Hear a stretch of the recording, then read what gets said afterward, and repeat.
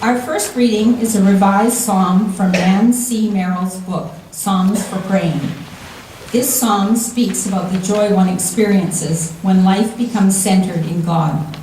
I invite you to hear the young Mary's voice in the words of this psalm as she begins to embrace the reality of the new life she will birth. Hear these words from Psalm 70. You take delight, O Radiant One, in gracing me with new life. O Beloved, come and renew me. Let me face my weaknesses and all that confuses me and keeps me from joy. I seek forgiveness for my wrongdoings. I desire only you. Let me begin anew as a child at its mother's breast who basks in love. May all who seek you rejoice and be glad. May all who surrender to you cry out, my joy is in the Beloved. Yes, when I am lonely and fear-filled, you hasten to be my beloved. You are my strength and my joy. O love, come and renew me again. Our gospel reading this morning continues from the story of Mary and the angel which Jim shared with the children.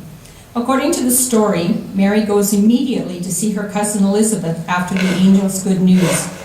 We can only imagine what kind of emotional state Mary must have been in as she contemplated what kind of future she would encounter, poor and pregnant. This passage, often referred to as Magnificat, reflects Mary's acceptance of her life as a blessed gift of God. Hear now these words from Luke 1:46-55. And Mary said, I'm bursting with God news. I'm dancing the song of my God. God took one look at me, and look what happened.